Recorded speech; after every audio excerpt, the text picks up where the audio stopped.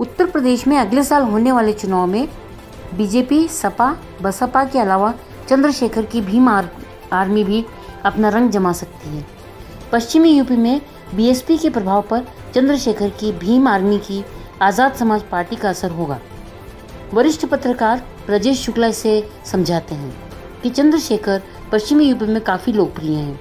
वो आंदोलनों में हिस्सा लेते हैं, आक्रामक भी हैं।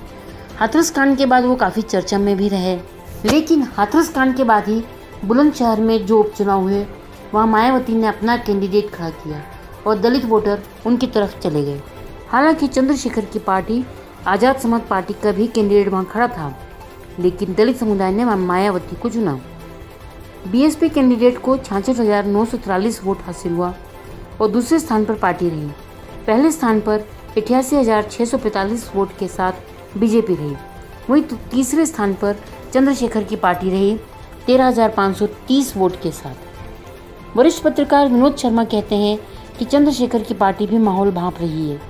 उसका कांग्रेस के साथ मिलना सही रहेगा या समाजवादी पार्टी के साथ। लेकिन ध्यान देने वाली बात यह है कि पारंपरिक दलित वोटर कभी भी मायावती की आलोचना बर्दाश्त नहीं करता। चंद्रशेखर भी इस कोशिश में है कि 2022 के चुनाव में वे मायावती के उत्तराधिकारी बने। यही वजह है कि चंद्रशेखर कभी सीधे मायावती की आलोचना नहीं करते। अगर अगले चुनाव में चंद्रशेखर की पार्टी और बीएसपी के प्रत्याशी खड़े होते हैं तो जाहिर है वोट बटेगा। नौजवान चंद्रशेखर के साथ होगा और पारंपरिक वोट मायावती के साथ। मुस्लिम वोट बैंक भी बटेगा। इस वोट के बंटवारे का फायदा सीधे तौर पर बीजेपी को मिलेगा, जैसे बुलंदशहर उपचुनाव में देखने को मिला है।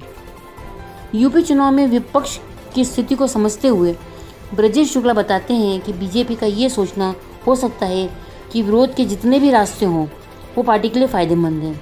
यही वजह है कि वो आम आदमी पार्टी की भी बयानबाजी को जवाब देकर तवज्जो नहीं देती है, कांग्रेस पर निशाना साधती है। बीजेपी को ऐसा लगता है कि जितनी विपक्षी पार्टियां रहेंगी उसका फायदा पार्टी को मिल सकता है। The vision report.